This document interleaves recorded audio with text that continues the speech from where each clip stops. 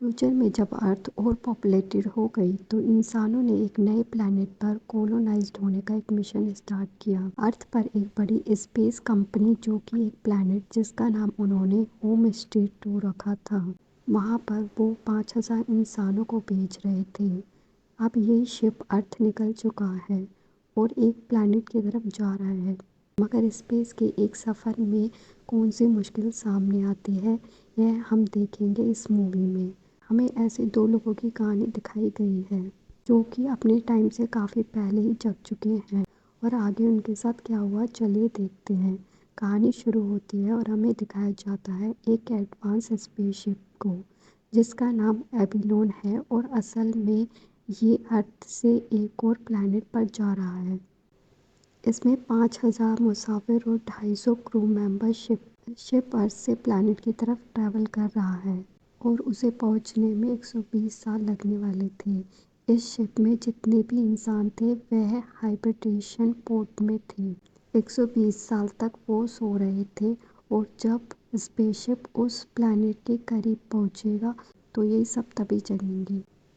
अब मूवी के स्टार्टिंग में हमें एविलोन स्पेसशिप का सीन दिखाया जाता है जो कि स्पेस में ट्रैवल कर रहा होता है और यह साइज में काफ़ी बड़ा और एडवांस होता है। फिर हम देखते हैं इसके सामने एस्ट्रॉयड आ जाते हैं, वह भी बहुत बड़ी तादाद में और हर साइज में, क्योंकि शिप ऑटो पायलट पर होता है तो वह अपनी सारी एनर्जी शेल में भेज देता है और इन बड़े एस्टेरॉयड से सही सलामत निकल जाता है। मगर फिर हम देखते हैं कि शिप के मेन कंप्यूटर में बहुत से एरर तो ऑटोमेटिकली ठीक हो गए, मगर एक एरर रह जाता है जिसे कि मैन्युअली ऑपरेटेड करना था और ऐसा करने के लिए वहाँ पर कोई नहीं था। फिर एक टकराव के बाद हमें हाइबरनेशन चैम्बर दिखाया जाता है जहाँ पर जिम नामी एक मेडिकल इंजीनियर की पॉट में एरर आ जाता है और वो नींद से जगता है। अब पहले तो सब कुछ ठीक चल रहा था और ऑपरेटिंग सिस्टम उसे सारी इंस्ट्रक्शन देता है। सोने के बाद जब वो नींद से जगता है तो वो खुद को तैयार करता है, क्योंकि अभी तक उसे पता नहीं था कि असल में वो बहुत साल पहले ही जग चुका है। वो मीटिंग रूम में जाता है जहाँ पर एक इंसान नहीं था, कंप्यूटर को इंस्ट्रक्शन दे रहा था, मगर जिम को कुछ समझ नहीं आ रहा था मैं अकेला क्यों हूँ, और अब उसे एहसास होता है कि यहाँ पर ज़रूर कोई गड़बड़ है। वो फिगर आउट करने की कोशिश करता था पर पूरे एविलोन शिप में सिर्फ वही इंसान जग रहा था। और जब वो वहाँ पे मेन कंप्यूटर से ये जानकारी निकालता है कि असल में वो 90 साल पहले ही जग गया है। इस स्पेसशिप को होम स्टेट 2 प्लैनेट पर पहुँचने में 90 साल लगने वाले थे।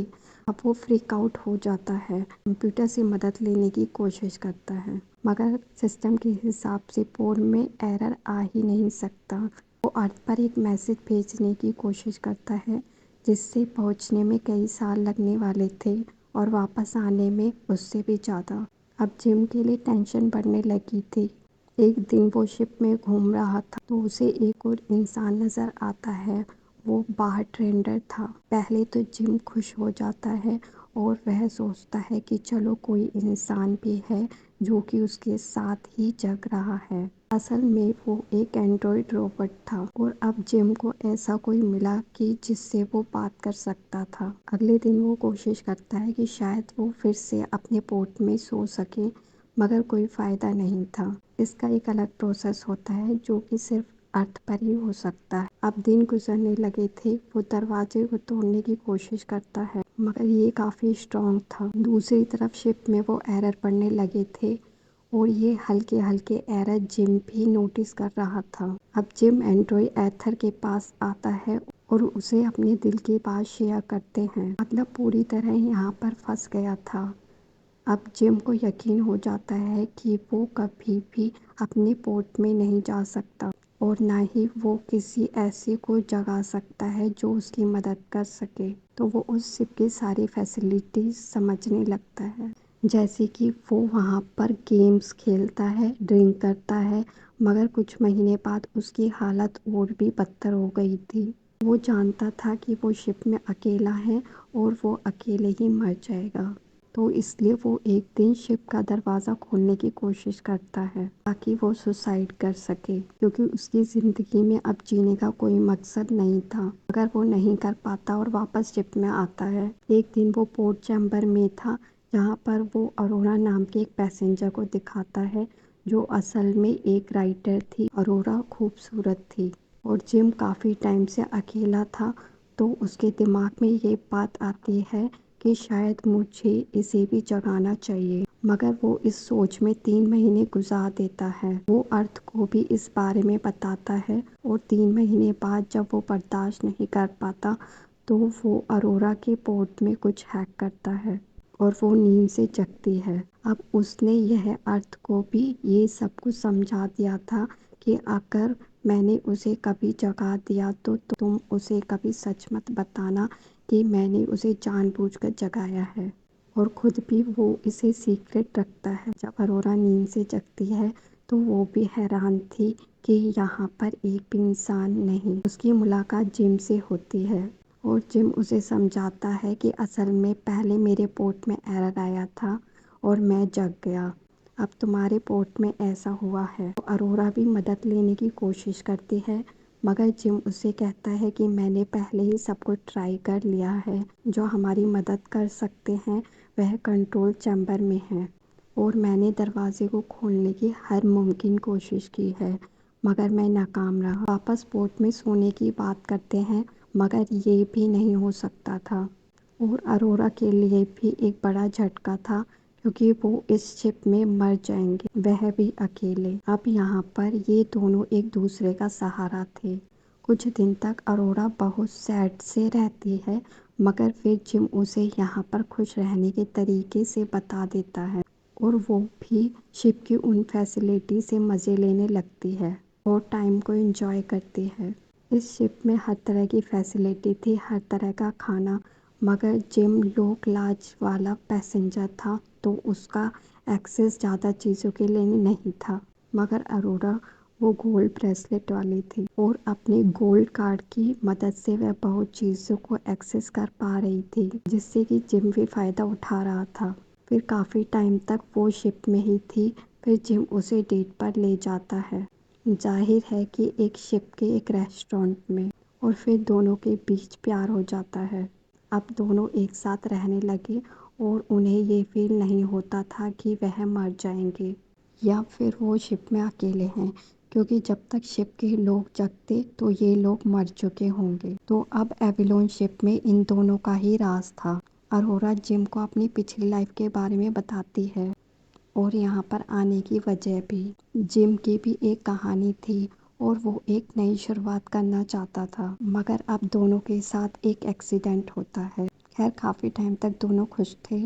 अब एक दिन जिम उसे स्पेस की सैर भी कराता है, जहाँ पर वो उसे स्पेस सूट भी मिलता है। मगर फिर एक दिन जब वो बार में बैठे होते हैं और जिम का ये प्लान था कि वह अरोरा को शादी के लिए प्रपोज करेगा, तो यहाँ पर एंड्रॉय एथर, जो कि इंसान नहीं था, वो ये सीक्रेट नहीं रख सकता था। तब वो अरोरा को सब कुछ सच बता देता है कि तुम्हारे पोर्ट को ओपन करने वाला खुद जिम ही है। अब यह सुनकर अरोरा बिल्कुल शॉक्ड हो जाती है। उसे बहुत गुस्सा आता है, वो जिम से नाराज़ हो जाती है और अपनी इस हालत पर रोने लगती है, क्योंकि अब वो इसी शिप पर मरने वाली थी। मगर साथ ही हमें कई बार दिखाया जाता है कि शिप में अजीब से हादसे हो रहे हैं और मेन कंप्यूटर में वो एरर भी होने लगे थे। असल में वो एस्टेरॉयड वाला हादसा हुआ था, तो उसने सिर्फ जिम के पोर्ट में ही एरर क्रिएट नहीं किया था, बल्कि शिप फ्यूजन रिएक्टर भी खराब हो गई थी। मगर यह अभी तक इन्हें नहीं पता था। जब इन दोनों के बीच दूरियां भी थी, तो एक रात अरोरा इतने गुस्से में थी कि वो जिम के रूम में आती है और उसे मारने लगती है, वो भी बहुत बुरी तरह से। मगर फिर वो रुक जाती है और कुछ दिनों बाद एक और हादसा होता है, जबकि शिप का कैप्टन नींद से जागता है। तीसरा इंसान था, मगर ये एरर की वजह से जगा था। जिम और अरोरा उसे सारी कहानी समझाते हैं कि क्या हुआ। पहले तो वो पोर्ट्स चेक करता है, जिससे कि उसे भी मालूम होता है कि अरोरा के पोर्ट में कुछ किया गया था। और जिम भी ये कन्फेस करता है कि मैंने ये सब कुछ किया है और वो ये जानती है। खैर उसके बाद कैप्टन शिप को एनालाइज करता है जिससे कि शिप में बहुत सारे एरर थे और उन्हें वो मैन्युअली ठीक करने होंगे वरना ये शिप डिस्ट्रॉय हो जाएगी। साथ ही इसमें जितने भी इंसान थे वो सब मारे जाएंगे क्योंकि इस शिप में बार बार एरर आ रहे थे।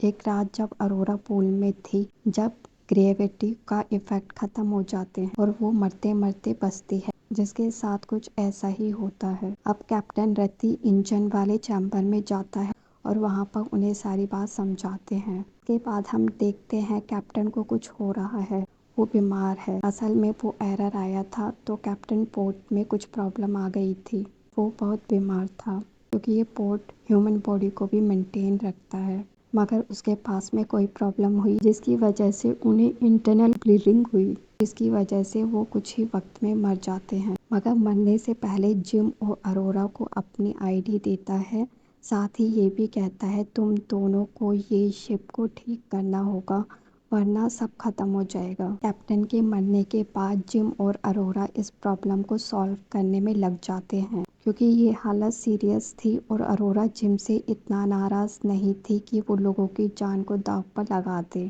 खैर शिप के सभी मेन चैम्बर देखने के बाद जिम ये डिसाइड करता है कि 2 साल पहले एस्ट्रॉयड के उस हादसे ने फ्यूजन रिएक्टर को भी खराब कर दिया था। अगर जल्दी ही इन्होंने इसे ठीक नहीं किया तो सब कुछ खत्म। अब खुशकिस्मती से जिम जो कि एक इंजीनियर था तो वो ये ठीक कर सकता था। अंदर से वो एक रिएक्टर को ठीक करने में कामयाब हो गया, मगर बाहरी तरफ एक डोर है जो कि हीट को बाहर निकालती है, वह ऑटोमेटिकली जम गई थी। अब इसको हमें मैन्युअली ही ओपन करनी थी और इसलिए हमें शिप से बाहर जाना था। जाहिर है कि ये जिम करने वाला था तो वो सूट वगैरह पहनकर बाहर जाने का फैसला करता है, मगर इससे पहले वो अरोरा को सारी बात समझाता है कि अंदर से वो क्या कंट्रोल करे।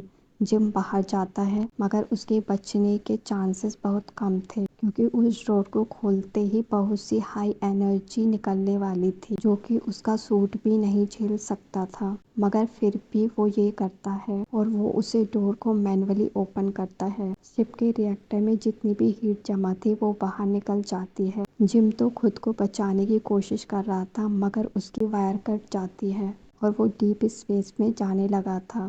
वो स्पेसशिप से ज़्यादा दूर नहीं गया था कि अरोरा को इस बारे में पता चल जाता है और वो अपने सूट पहन लेती है और उसके पीछे जाती है। काफ़ी मुश्किल से जिम को वो बचा लेती है और शिप में वापस ले आती है। अब उसकी सांसें चल रही थी। वो जल्दी से उसे इंफर्मरी में ले जाती है क्योंकि वहाँ पर एक एडवांस मेडिकल मशीन थी। वो जिम को उसी मशीन में रख देती है और कैप्टन की आईडी से उसे ऑन करती है। फिर हर तरह से मेथड उस पर यूज़ करती है। पहले तो उसे लगता है कि शायद वो मर गया है, मगर फिर वो सांस लेने लगता है। अरोरा जो कि उसे देखकर बहुत खुश थी, जिसके बाद अरोरा भी खुशी खुशी इस रियलिटी को एक्सेप्ट कर लेती है कि वह अपनी बाकी ज़िंदगी जिम के साथ भी गुजारेगी। और अब हमें 90 साल बाद का सीन दिखाया जाता है पर शिप के क्रू को होश आता है और शिप का सारा नक्शा ही बदल गया था। तो अब उन्हें ये कहानी मालूम होती है कि 90 साल पहले वो 2 लोगों ने शिप को बचा लिया था और शिप कामयाबी के साथ उस प्लेनेट पर पहुंच जाता है। इसके बाद वह लोग वहां पर कॉलोनाइज हुए थे। इसी के साथ यहीं पर मूवी एंड हो जाती है।